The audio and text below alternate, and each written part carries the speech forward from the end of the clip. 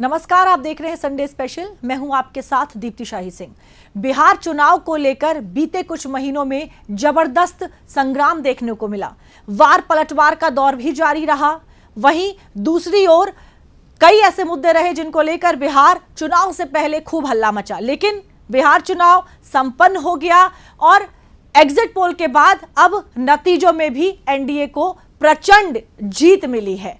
किस तरह से बिहार में जमीन पर उतरकर एनडीए ने काम किया, एनडीए और महागठबंधन की क्या कुछ रणनीति रही और वो कौन से मुद्दे हैं जिनको लेकर बिहार की जनता ने प्रचंड बहुमत दिया है एनडीए को, इन तमाम मुद्दों पर आपको आज बताएंगे। तमाम वो समीकरण समझाएंगे कि कैसे आखिर बिहार में एक बार फिर से जो एनडीए सरकार है वो बन गई है। हमारी ये रिपोर्ट देखिए। प्रचंड जीत,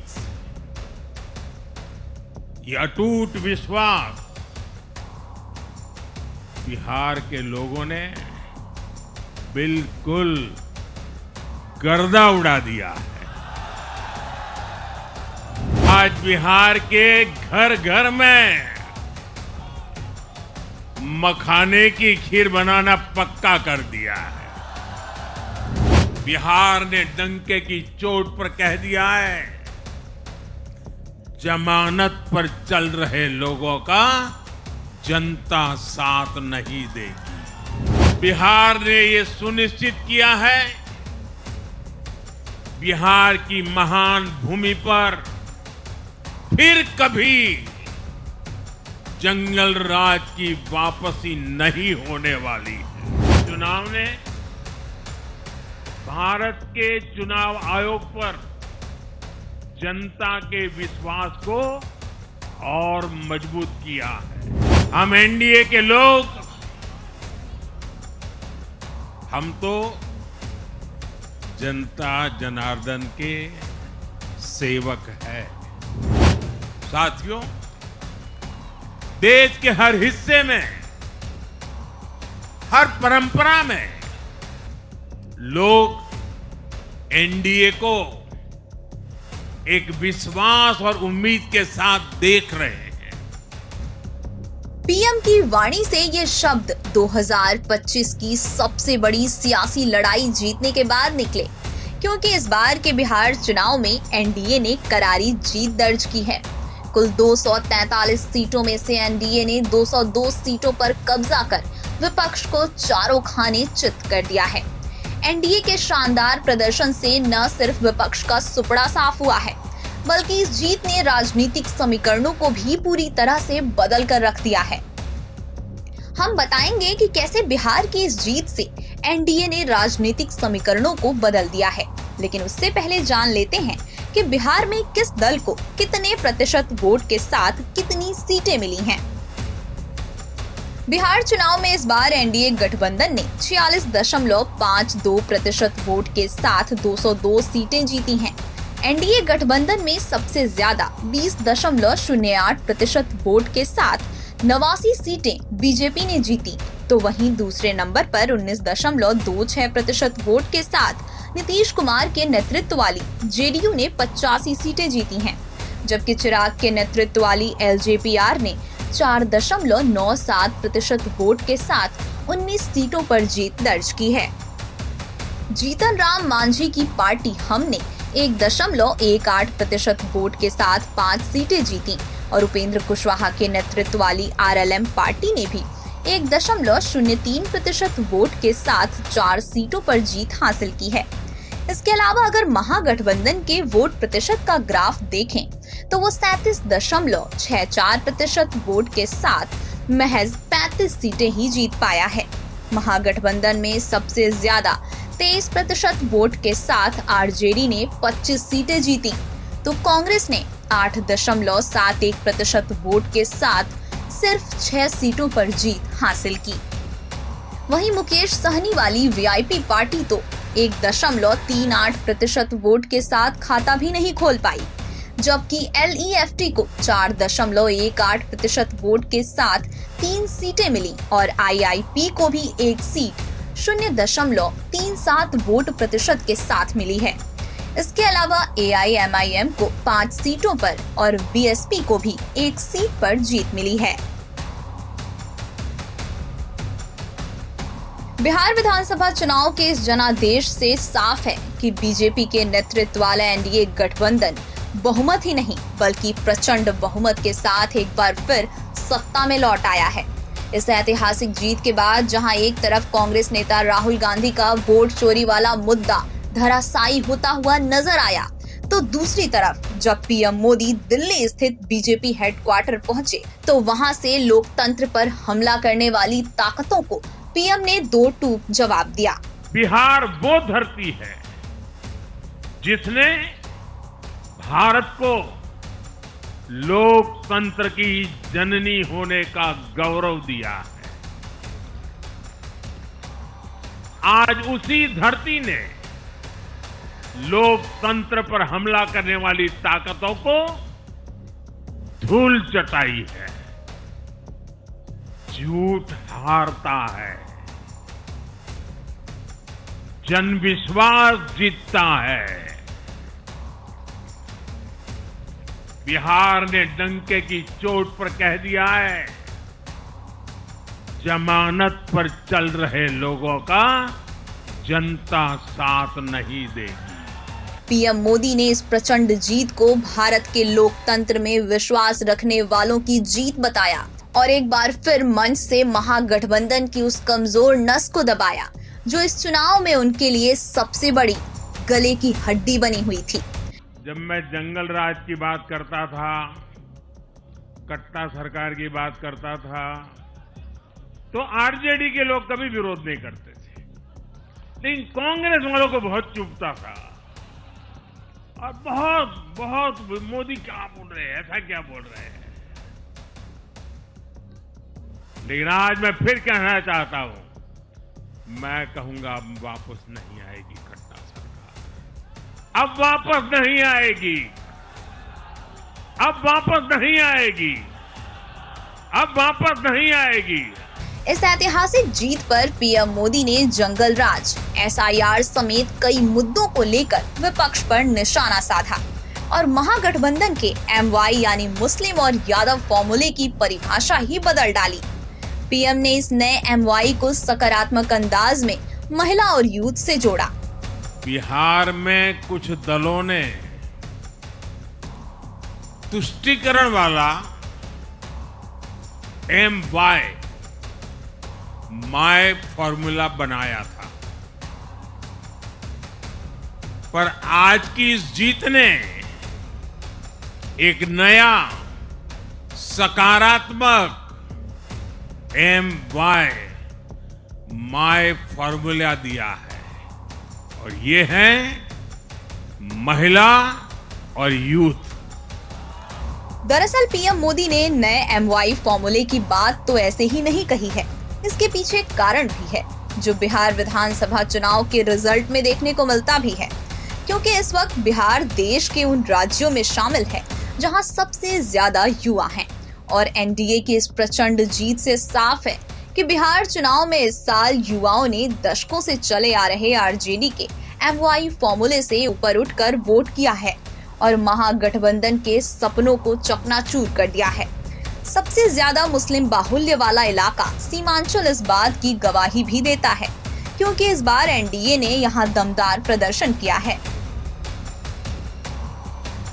सीमांचल की मुस्लिम बहुल किशनगंज, अररिया, कटिहार और पूर्णिया जिलों में कुल 24 विधानसभा सीटें हैं, जिनमें से सबसे ज्यादा 7 सीटें बीजेपी ने जीती हैं, 5 सीट जेडीयू ने, 2 सीट एलजेपी आरवी ने और 5 सीट एआईएमआईएम ने जीती है। वहीं 4 सीट कांग्रेस और महज 1 सीट ही आरजेडी जीत पाई है। सीमांचल क्षेत्र आमतौर पर आरजेडी कांग्रेस गठबंधन के लिए सबसे मजबूत माना जाता है, लेकिन इस चुनाव में ऐसा बिल्कुल नहीं हुआ। ओवैसी ने मुस्लिम वोटों को एकजुट करके पासा ही पलट दिया और कहीं ना कहीं इसका फायदा बीजेपी जेडीयू गठबंधन को हुआ।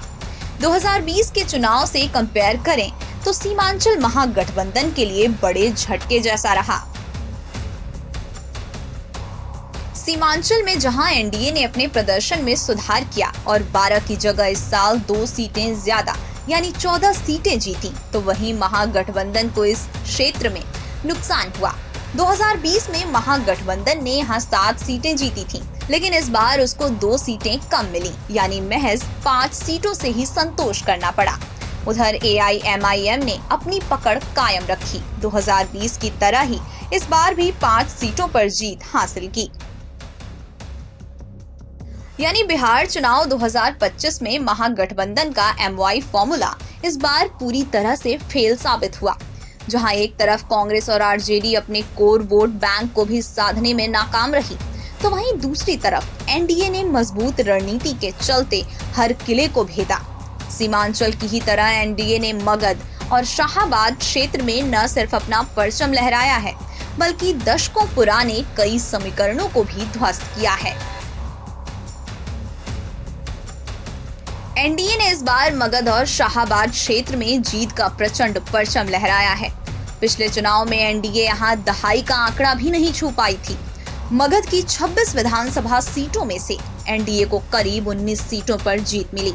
NDA ने शाहाबाद की 22 में से इस बार करीब 19 सीटों पर जीत दर्ज की। यानी NDA ने कुल मिलाकर मगध और शाहाबाद की 48 सीटों में से करीब 38 सीटों पर जीत दर्ज की है। दरअसल इन क्षेत्रों में NDA की जीत की बड़ी जिम्मेदारी के लिए दोनों ही क्षेत्रों के लिए प्रभारी बनाए गए BJP नेता ऋतुराज सिन्हा को माना जा रहा है।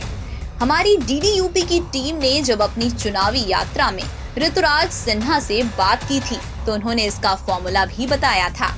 पिछली बार मुझे लग रहा है 48 के करीब सीटें हैं दोनों को मिला के, लेकिन सिर्फ 6 या 7 सीटें BJP के खाते में, NDA के खाते में आई थी। जी, 2020 के चुनाव में अपेक्षा अनुरूप रिजल्ट हमको शाहाबाद मगध के क्षेत्र में नहीं हो पाया था। हालांकि उस एक चुनाव को मापदंड बना के देखना उचित नहीं होगा, क्योंकि ये शाहाबाद और मगध का क्षेत्र राष्ट्रवादी क्षेत्र है, बाबू वीर कुंवर सिंह जी का क्षेत्र है। शाहाबाद और मगध का क्षेत्र बिहार नहीं, पूरे भारत के राजनीति का केंद्र, राजधानी रहा है कई 100 साल। यह वो क्षेत्र है जहां अंग्रेजों ने और मुगलों ने दोनों ने मात खाई है। तो इस क्षेत्र का एक स्वभाव है, हिंदूवादी राष्ट्रवादी स्वभाव है। बीजेपी ने जीत का दम सिर्फ बयानों में ही नहीं भरा था, बल्कि उनकी चुनावी रणनीति इतनी मजबूत थी कि विपक्ष का नैरेटिव इस रणनीति को भेद नहीं पाया। अब एक बार मगध और शाहाबाद के जिलों का हाल भी समझ लेते हैं। मगध की 26 विधानसभा सीटों में से NDA ने 19 सीटों पर जीत दर्ज की। इसमें नवादा जिले के 5 सीटों में से 4 पर जीत मिली, गया की 10 सीटों में से 8 पर जीत मिली, औरंगाबाद की 6 सीटों में से 4 पर जीत मिली, जहानाबाद की 3 सीटों में से 1 पर जीत मिली, अरवल की दोनों सीटों पर जीत मिली। मगध से ज्यादा अच्छा परफॉर्मेंस NDA ने शाहाबाद में किया है। शाहाबाद की कुल 22 विधानसभा सीटों में से NDA को 19 पर जीत मिली। इनमें भोजपुर जिले की सभी 7 सीट पर NDA के प्रत्याशी जीते। बक्सर की 4 में से 3 सीटों पर जीत मिली। रोहतास की 7 में से 6 सीटों पर जीत मिली। कैमूर की 4 सीटों में से 3 सीटों पर जीत मिली। कुल मिलाकर बीजेपी की रणनीति का फलसफा नतीजों में देखने के लिए साफ मिला है।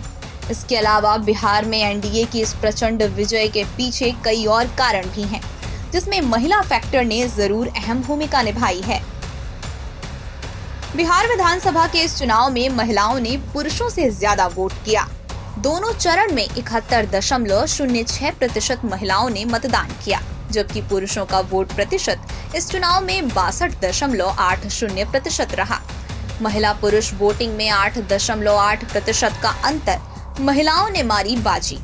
इससे पहले भी 2020 के चुनाव में महिलाओं ने पुरुषों से ज्यादा वोट किया था। बिहार चुनाव में इस साल हुई महिलाओं की बम्पर वोटिंग का नतीजा तो हमें चुनाव परिणामों में देखने को मिल ही गया है, लेकिन अब सवाल उठता है कि महिलाओं ने इतना ज्यादा बढ़ चढ़कर हर बार की तरह इस बार भी NDA को ही क्यों वोट किया?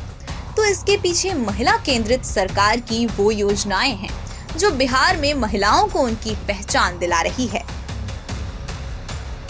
बिहार में करीब 3.51 करोड़ महिला वोटर हैं। इनमें करीब 1.34 करोड़ जीविका दीदी हैं, यानी करीब 40% महिला वोटर जीविका दीदी योजना से जुड़ी हैं। महिलाएं एनडीए की कोर वोट बैंक मानी जाती है। इसका अंदाजा इस बात से लगाइए कि 2020 में 2.08 करोड़ महिलाओं ने वोट दिए थे। इनमें 38% वोट एनडीए को मिले थे। माना जा रहा है कि इस बार 10,000 रुपए की मदद ने इस वोट बैंक को और मजबूत कर दिया। इसके अलावा सरकार ने आशा वर्कर को मिलने वाली सैलरी 1,000 रुपए से 3,000 रुपए कर दी। ममता कार्यकर्ताओं को हर डिलीवरी पर मिलने वाले पैसे 300 रुपए से 600 रुपए कर दिए। बिहार में 1 लाख आशा वर्कर, 5,000 आशा फैसिलिटेटर और 5,000 से ज्यादा ममता कार्यकर्ता हैं। ये योजनाएं सिर्फ एक कारण है। बिहार में इस बार शराबबंदी और जंगल राज भी बड़ा चुनावी मुद्दा था। विपक्ष ने वादा किया था कि अगर उनकी सरकार आती तो शराबबंदी हटा दी जाती है। इससे महिलाओं के बीच फिर से वही अतीत का खतरा मंडराने लगा जो 2005 से पहले था, यानी बीजेपी ने जिसे जंगल राज का टर्म दिया है। लिहाजा महिलाओं ने विपक्ष के वादों को किनारे लगाते हुए एनडीए की तरजीह दी और सुशासन पर विश्वास किया। महिला सशक्तिकरण का समय है। महिलाएं इस बार जो है काफी बढ़ चढ़ करके हिस्सा ली, अपना मताधिकार का प्रयोग की, क्योंकि उसको कोई डिगा नहीं सकता है, क्योंकि उसको जो सुविधा मिला है हमारी बिहार की महिलाओं को, आज वो बिल्कुल अपना जो है कोई भी आ जाए कितना भी कुछ कह दे, यहाँ तक कि अपने हस्बैंड तक का बात वो नहीं मान सकती है, क्योंकि इतना नीतीश कुमार जी कर दिए हैं, इतना माननीय मुख्यमंत्री जी ने दे दिए हैं कि घर में अगर हालांकि सारे लोग सपोर्टर रहे, लेकिन अगर कोई पुरुष आके उसको कह भी देता कि दूसरे तरफ दो, तो महिला इस बार जल चुकी है। और माननीय मुख्यमंत्री जी को बिल्कुल बढ़ चढ़ करके उन्होंने वोटिंग किया है। जो लाडली बहनों ने कमाल करके दिखाई है, उनका भी मैं अभिनंदन करता हूँ। ये विकास को ही उन्होंने महत्व दिया है, समझ गए कि नहीं। विकास का राज चालू रहेगा और लालू का राज, जंगल राज लोगों ने नकार दिया है। जब लालू राज था तब लोग 6 बजे के बाद बाहर नहीं निकल सकते थे, व्यापारी अपनी दुकानें बंद करते थे। जब मैं गया था वहाँ पर बिहार में प्रचार के लिए, तो लोग कहते थे वो तो ये 8-9 बजे 10-11 बजे तो छोड़ो, लेकिन 6 बजे के बाद कोई घूम नहीं सकता था, ऐसा जंगल राज था। एनडीए ने पूरे देश में महिलाओं को जिस तरह से उनको नई पहचान दी, रोजगार दिए, महिला केंद्रित स्कीमें लेकर आई, वो विपक्ष की सरकारें नहीं कर पाईं, और यही कारण है कि महिलाएं अब एनडीए की मजबूती बन चुकी हैं। नवंबर 2023 से अब तक 13 राज्यों में चुनाव हुए हैं। इनमें से 10 राज्यों में महिलाओं को रोजगार देने वाली स्कीम लागू की गई या वादा किया गया। इन 10 में से 9 राज्यों में योजना कारगर रही। स्ट्राइक रेट 90% रहा।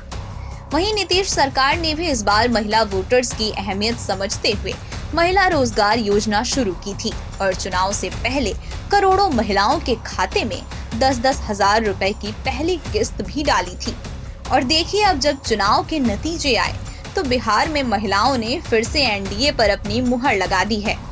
बिहार चुनाव में एनडीए की प्रचंड जीत के पीछे ये सभी फैक्टर तो रहे ही हैं, लेकिन एक तरफा जीत में कहीं ना कहीं लालू परिवार का कलेश भी सियासत में असर कर गया।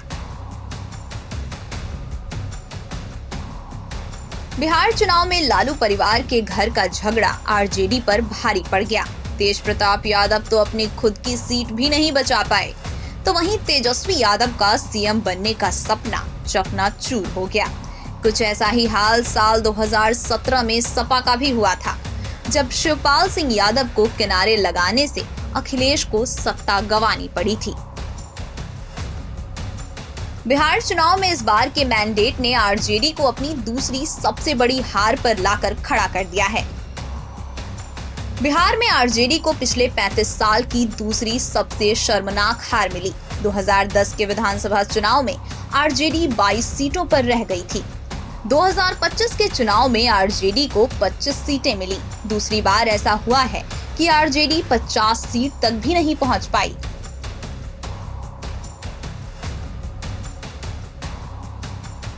वहीं बिहार में एनडीए की जीत और विपक्षी गठबंधन की हार की पटकथा लिखने में भाजपा के कई स्टार प्रचारक थे, जिनके संबोधनों ने बिहार की जनता को बहुत आकर्षित किया।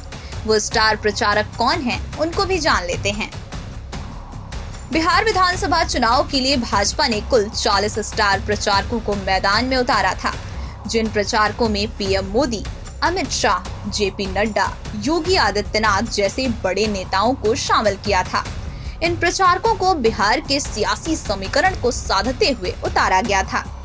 गांव देहातों में लोगों को लुभाने के लिए भोजपुरी गायकों को उतारा गया।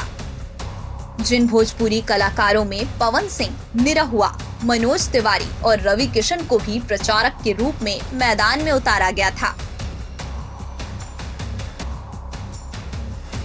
बिहार में एनडीए को प्रचंड बहुमत दिलाने में जिन राजनेताओं ने सबसे महत्वपूर्ण भूमिका निभाई, उन राजनेताओं में पीएम मोदी और गृह मंत्री अमित शाह का भी नाम शामिल है। पीएम और गृह मंत्री की रैलियों से एनडीए गठबंधन को कितना फायदा पहुंचा, उसको भी जान लेते हैं।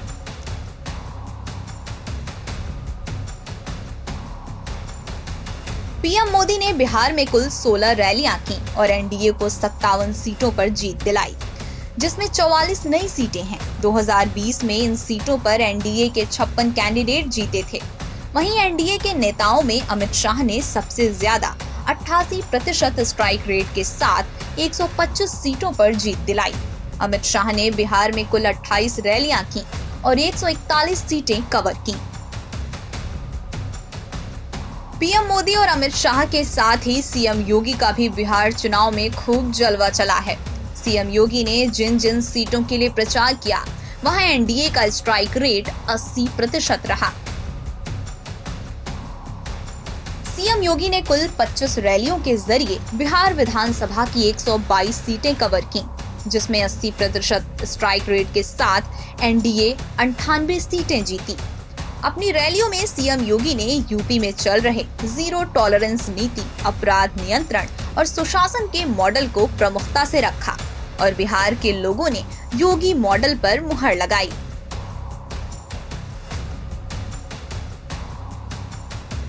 बिहार चुनाव के लिए एनडीए के पास एक से बढ़कर एक स्टार प्रचारक थे।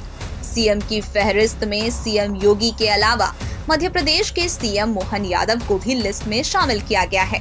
सभी ने बिहार चुनाव में सीधी छाप डाली और नतीजे एनडीए के हक में आए।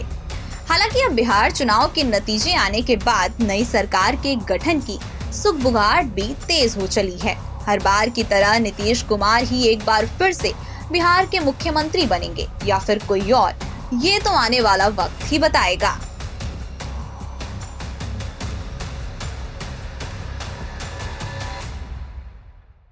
तो बिहार में एक बार फिर से मोदी और नीतीश मैजिक चल गया है। बिहार की जनता ने अपना भरोसा एनडीए पर पूरी तरह से अब जाहिर कर दिया है।